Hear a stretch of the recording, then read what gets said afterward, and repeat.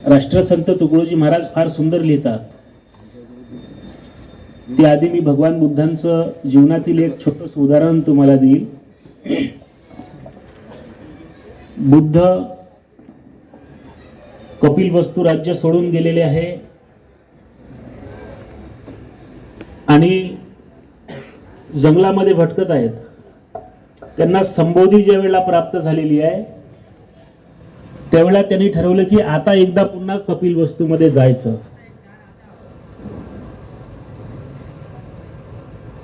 एवढा मोठा ज्ञानाचा सूर्य परंतु फकीर आहे. त्याच्याकडे कुठलीही भौतिक संपत्ती नाही, त्यांच्याकडे कुठलंही धन नाही, जमीन नाही, कुठल्याही प्रकारची मालमत्ता त्यांच्याकडे नाही. कपिलवस्तूमध्ये गेल्यानंतर त्यांची पत्नी यशोधरा सांगते, बेटा राहुल, ते बघ तुझे बाबा आले, तू त्यांच्याकडे जा आणि त्यांना तू सांग की वडिलांच्या प्रॉपर्टीचा वारस त्याचा मुलगा असतो, तुम्ही मला काहीतरी द्या. राहुल बुद्धांकडे गेला, अशा बुद्धांकडे गेला की जो फकीर आहे, ज्याच्याकडे कुठलीही भौतिक संपत्ती नाही, भौतिक सत्ता नाही. त्या बुद्धांकडे राहुल जातो आणि बुद्धांना विचारतोय की बाबा, मुलगा आपल्या बापाच्या संपत्तीचा वारस असते, मला काहीतरी द्या. बुद्ध म्हणाले, मी तुला नक्की देईल. एक गोष्ट लक्षात ठेव, जो माणूस सहज खोटा बोलू शकतो, बुद्ध काय म्हणले लक्षात ठेवा, जो माणूस सहजच खोटा बोलू शकतो तो जगातलं कोणतंही पाप करू शकतो. किंबहुना त्यांनी जगातलं कुठलंही पाप करायचं शिल्लक ठेवलं आहे असं मला वाटत नाही. तुला मी हे देईल की जीवनामध्ये तू एवढी शिस्त लाव की गमतीतही तू कधी खोटं बोलू नये, एवढी शिस्त तू तुझ्या जीवनामध्ये लाव. हेच तुला माझं देणं आहे. मला असं या ठिकाणी वाटते की आमचे मित्र आनंद अंबरते यांच्या पूर्वजांनी, आजी आजोबांनी, आई वडिलांनी त्याला कुठली प्रॉपर्टी दिली ते महत्वाचं नाही आहे, कुठली मालमत्ता दिली ते महत्वाचं नाही आहे. त्यांनी जो विचार दिला तो विचार सगळ्यात महत्वाचा आहे असं मला या ठिकाणी वाटतंय. नाही तर आजकाल विचार दिले चालले. याच्या बापानं जर एखाद्याकडून 500 रुपये उधार घेतलेले असले आणि तो जर मागायसाठी आला, वडील घरात आहे, पोराला बोलून सांगते की त्याला सांग बाबा घरी नाही आहे. तो धावत धावत जाते त्या माणसाकडे, त्यांना सांगते की बाबा असं म्हणते, बाबा घरी नाही आहे. तोही विचारात पडते, तो ग्रामॅटिकल मिस्टेक झाली असं वाटते त्याला. ते म्हणते, एक लक्षात ठेव, बाबा आल्यावर असा निरोप दे की तुझ्या वडिलांनी माझ्याकडून 500 रुपये उधार उसनवार घेतले, महिन्याचे 100वर 500 रुपये अशा पद्धतीनं त्याचं व्याज होणार होतं. 5 महिने 500 रुपये घेऊन झाले तर मी परत किती घ्यायचे? पोरगा म्हणे काहीच नाही. ते म्हणजे तुला गणित नाही लक्षात आलं का?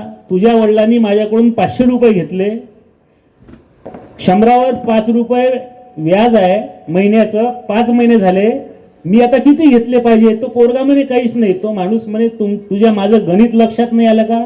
पोरगा म्हणे तुमचं गणित माझ्या लक्षात आलं पण माझा बाप तुमच्या लक्षात आला नाही म्हणे. अजून माझ्या बापाचं गणित असं आहे की त्याने एक वेळा कोणाकडून काही घेतलं तो परत काही कोणाला देत नाही.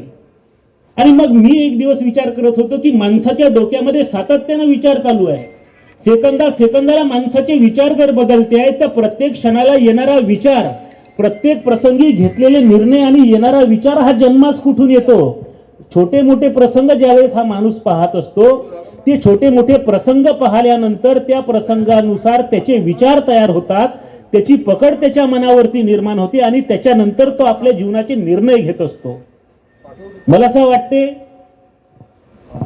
की समाजामध्ये आम्ही जे काही पाहतोय आज, जाती धर्माच्या नावावरती जे काही चाललेलं आहे, माणसात विभागणी, माणसाची विभागणी कशाच्या नावावर?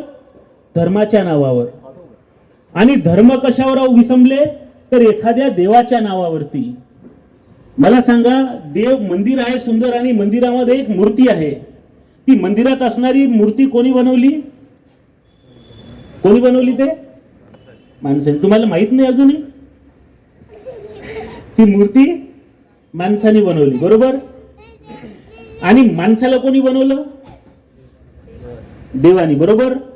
देवानी बनवलेली वस्तू महत्वाची आहे की माणसाने बनवलेली वस्तू महत्वाची आहे?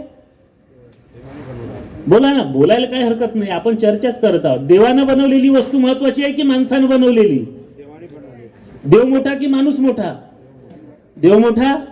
मग देवाने बनवलेली वस्तू मोठी की माणसाने बनवलेली वस्तू मोठी? देवाने बनवलेली वस्तू. देवाने हा माणूस बनवला, देवाने ही मूर्ती बनवली, आणि या माणसाने मंदिरातली मूर्ती बनवली. पण मंदिरातल्या मूर्तीची जर विटंबना झाली तर देवानी बनवलेल्या मूर्ती आपण तळातळ तोडतो, त्यांचे रक्तपात करतो, कत्तली करतो. हा कुठला धर्म आहे? हा कुठला धर्म आहे? कोणता तरी धर्म असा शिकवतो का? महाराज तर लिहितात, धर्म नहीं कहता है किसी के बहु बेटी पर निगाह रखो, धर्म नहीं कहता है किसके घर लूटो बर्बाद करो, ये जो बातें भूल गए हम फेर फेर दोहराएंगे. आज जे काही मणिपूरला चाललेलं आहे, जे काही धर्म म्हणजे काय माहिती आहे का तुम्हाला? एक सॉक्रेटिसचा सुंदर सुविचार आहे. तो असा म्हणतो की सामान्य माणसासाठी धर्म फार महत्वाचा आहे. ते धर्म त्याची श्रद्धा आहे. सामान्य माणसासाठी धर्म काय? त्याची श्रद्धा आहे.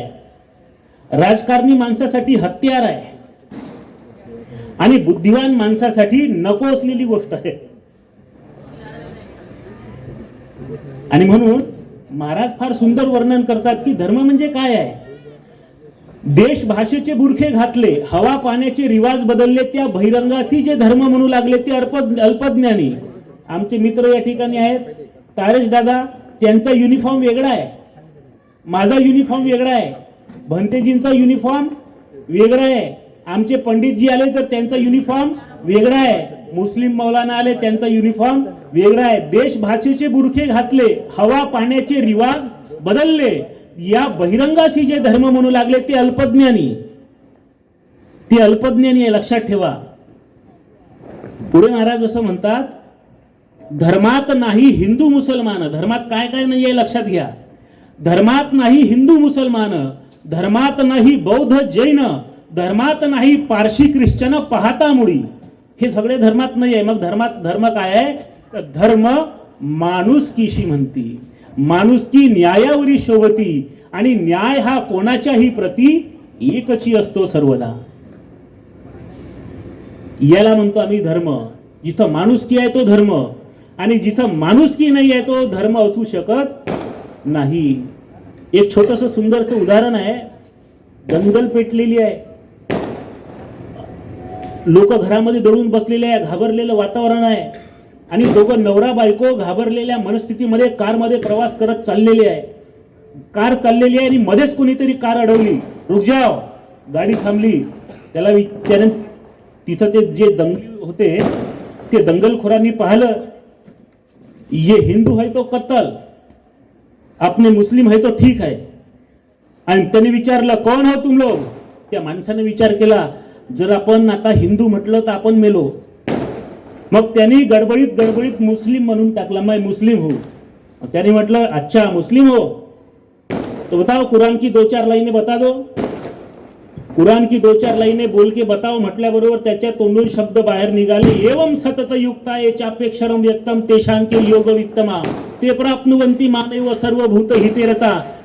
ते शब्द ऐकले, ते भगवद्गीतेतले शब्द होते. ते शब्द ऐकल्याबरोबर तो दंगाई म्हणायला लागला, हा ये तो अपने है तो फिर जाने दो इनको. ते समोर गेले. घरी गेल्यानंतर धपापत्या उराने त्याच्या बायकोनी विचारलं, का हो त्यांनी तुम्हाला मुस्लिम समजलं पण तुम्ही भगवद्गीतेच्या लाईन म्हटल्या, हे त्याच्या लक्षात कसं आलं नाही? तो नवरा म्हणतो, त्यानं तरी कुराण कधी वाचला आहे का? मग त्याने कुराण वाचलं नाही हे तुमच्या लक्षात कसं आलं? तो म्हणते, त्यानं जर कुराण वाचलं असतं तर हातात हत्यार घेऊन निरपराध माणसाचे त्यांनी कधी जीव घेतलेच नसते. हे महत्वाचं आहे त्याच्यामध्ये. कोणताही धर्म हिंसा शिकवत नाही. भगवान बुद्धांनी अहिंसा शिकवली. 4-5 मुलं खेळता खेळता आले, एक गोटा घेतला, आंब्याचं झाड बघितलं आणि जोरात तो गोटा आंब्याच्या झाडाला मारला. आंब्याच्या झाडाला गोटा लागल्याबरोबर 3 आंबे खाली पडले. त्या पोरांनी आनंद घेत खाल्ले. दुसरा गोटा पुन्हा हातामध्ये घेतला, पुन्हा झाडाच्या दिशेने भिरकावला. झाडाच्या खोडाला आदळून तो बुद्धांच्या डोक्याला लागला, रक्त वाहू लागलं. बुद्ध रडायला लागले. बुद्धांच्या जवळ ती दोन्ही पोरं गेली, अहो गुरुदेव आमचं चुकून लागलं हो, तुम्हाला मारण्याचा काही उद्देश नव्हता आमचा, चुकून लागलं, चुकून, रडू नका तुम्ही कृपया. बुद्ध आणखी रडायला लागले, अहो रडू नका हो, चुकून लागलं, तुम्हाला मारण्याचा आमचा काही उद्देश नव्हता. बुद्ध म्हणाले, अरे तुम्ही गोटा मारला त्यासाठी मी रडत नाही रे, तुम्ही पहिला गोटा झाडाला मारला, झाडाने तुम्हाला 3 आंबे दिले, दुसरा गोटा मला लागला, माझ्याजवळ तुम्हाला द्यायला काहीच शिल्लक नाही, मी माझ्या फुटलेल्या नशिबावरती रडतोय. हा जो विचार आहे, समाजाला आम्ही काही देणं लागते. कोणताच धर्म हिंसा शिकवत नाहीये. आणि म्हणून ज्यावेळेला सर्व धर्माचा आम्ही विचार करतो त्यावेळेस विचार करा, एका राज्याचे मुख्यमंत्री किती? नाही, माझ्या माहितीनुसार एकच असते. तुम्हाला अजून माहित व्हायचं आहे का? एकच असते ना एका राज्यात मुख्यमंत्री. आता हे 5 वर्षात 4-5 बदलून गेले, तो भाग वेगळा. पण तसं एका राज्यात मुख्यमंत्री किती? एका गावचे सरपंच किती? एका गाडीचा ड्रायव्हर किती? एक. मग हे सृष्टीचे चालन करता, याचं संचालन करणारे किती? 10-12 असेल का? तोही किती असेल? तोही एकच असेल. बरोबर आहे की नाही? मग मला सांगा, ते जर वेगळे वेगळे असते, ख्रिश्चनांचा वेगळा, हिंदूंचा वेगळा, मुसलमानांचा वेगळा, असा जर देव वेगळा वेगळा असता, तर मला सांगा, मुसलमानांच्या देवानं पाऊस पडला, मुसलमानों के खुदा ने अगर बारिश भेजी तो हिंदू के खेत में कभी नहीं गिरने वाली थी, और ईसाई भाइयों के भगवान ने बारिश अगर भेजी थी तो वो हमारे बौद्ध मित्रों के खेत में कभी नहीं गिरती. लक्षात घ्या, हे सहज आमच्या लक्षात येते. आपण बसमध्ये बसतो, थोडा वेळ प्रवासात मी मोबाईल वगैरे पाहतो आणि नंतर झोपून जातो शांतपणे बसमध्ये. कारण बस चालवण्यावर आपला विश्वास आहे. बस जो चालवणार आहे, बस चालवणाऱ्यांवर आपला विश्वास आहे. आपण एरोप्लेन मध्ये बसतो आणि बसल्यानंतर लगेच आपण झोपून जातो, विश्वासाने झोपून जातो. कारण त्या पायलटवरती आपला विश्वास आहे. आपण ट्रेनमध्ये झोपतो, त्या ट्रेन चालवण्यावर आपला विश्वास आहे. अरे गाड़ी चलाने वाले पे विश्वास है, ट्रेन चलाने वाले पे विश्वास है, हवाई जहाज चलाने वाले पे विश्वास है, ये दुनिया चलाने वालों पे तो विश्वास करो यार. वो बहुत बड़ा ड्राइवर है, वो गलत राह पे ले ही नहीं जाएगा आपको, उस पर भरोसा करो. हम सब पर भरोसा करते हैं, लेकिन जिसने सारी दुनिया को बनाया, तुमको हमको बनाया, हम उसके ऊपर कभी भरोसा नहीं करते. आणि म्हणून प्रार्थना ही माणसाला माणूस पण देते. राष्ट्रसंत तुकडोजी महाराजांनी जे प्रार्थना आपल्याला तुम्हाला सांगितली आहे, हे प्रार्थना माणसाला माणूस पण देणारी उपासना आहे. तुम्ही पहा, आता रशिया आणि युक्रेनचं युद्ध चालू आहे.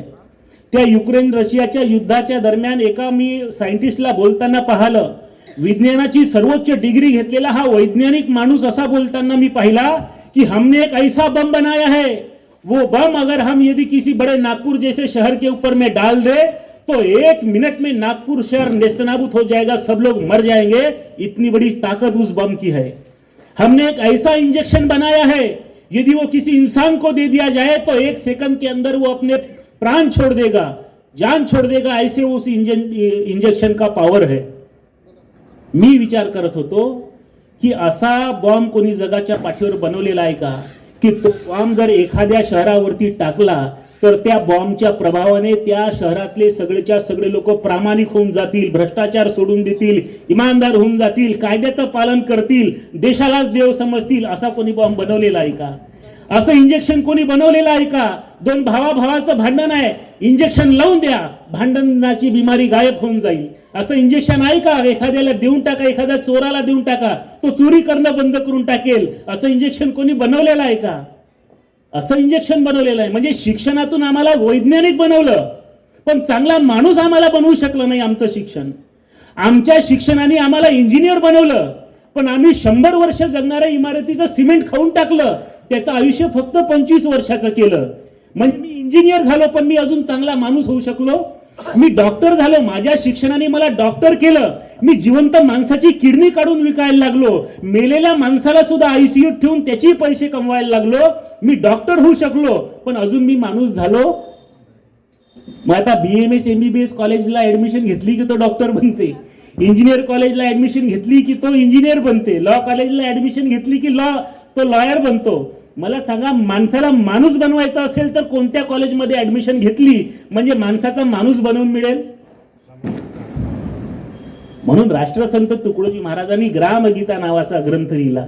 त्याच्यामध्ये त्यांनी मानवी शिक्षणाची शाळा काय म्हणतात, प्रार्थना मानव्य शिक्षणाची शाळा, ग्राम संस्कृतीचा मुख्य जिवाळा, भेद कल्पना जाती रसा तडा या प्रार्थनेच्या मुशी माझी. आणि म्हणून ही आमच्या जीवनामध्ये प्रार्थना असावी लागते. प्रार्थनेने माणसाच्या जीवनामध्ये स्थैर्य प्राप्त होते. प्रार्थना माणसाला माणूस पण देते.